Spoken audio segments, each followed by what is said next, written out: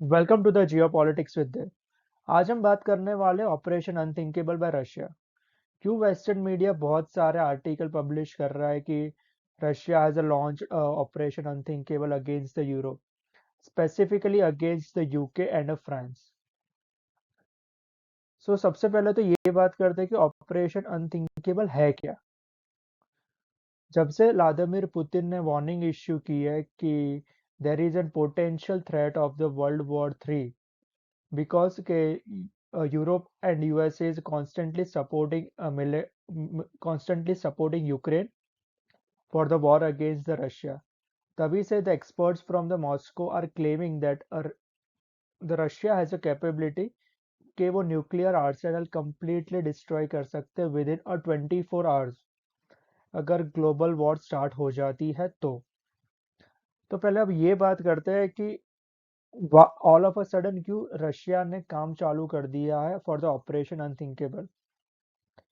So basically from a recent visit जो जेलेंस president prime minister Zelensky ने France में की थी, जब वो मिले थे प्रेसिडेंट इमैनुअल मैक्रोन से, तब उन्होंने एग्रीमेंट उन दोनों के बीच में ये एग्रीमेंट हुआ कि यू फ्रांस यूक्रेन को ना ही सिर्फ मिलिट्री और फाइनेंशियल सपोर्ट देगा बल्कि अपने ट्रूप्स भी यूक्रेन भेजेगा टू प्रोवाइड अ ट्रेनिंग। ये क्लेम फ्रांस कर रहा है, बट रशिया का मानना है कि they are gonna take a part for an active military war. Additionally USA और यूरोप ने फ्री हैंड दे दिया है यूक्रेन को to attack directly on the Russian soil. अभी तक क्या हो रहा था, यूक्रेन सिर्फ अपनी ही जमीन को बचा रहा था या फिर वहीं पे अटैक कर रहा था जो रशिया ने कब्जा लिए। बट अब रश यूक्रेन को फ्री हैंड मिल गया है कि वो डायरेक्टली अटैक कर सकता है। और ऐसा नहीं है कि यूक्रेन ने पहले अटैक नहीं किया, but Ukraine used to indirectly and it has destroyed almost 80% of the Russian petroleum refinery by using a drone and the dirty war games. और apart from that, several statements भी issue हो रही है all over the Europe, specifically from the Germany and Italy by the members of the parliament कि उन्हें भी अपने troops send करने चाहिए to the Ukraine to provide training to an Ukrainian soldiers to how to act in a war. So सबसे पहले बात करते हैं कि how will Russia carry out this operation. सबसे पहले रशिया इसके लिए डिफेंसिव पोजीशन ले रहा है। रशिया न्यूक्लियर शेल्टर्स क्रिएट कर रहा है for their both civilian as well as the army personnels.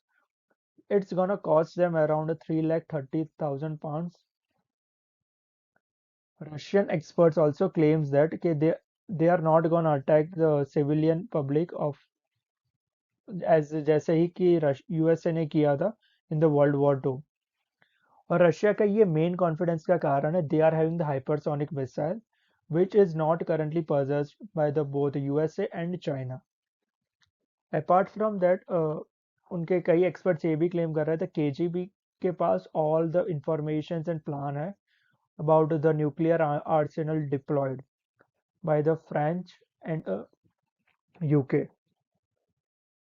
जब उनका न्यूक्लियर आर्सेनल डिस्ट्रॉय हो जाएगा तब रशिया का 24 आवर्स ऑफ अल्टीमेट देगा to USA and Europe कि वो withdraw कर दे all kind of support to the Ukraine, both financially and the military support।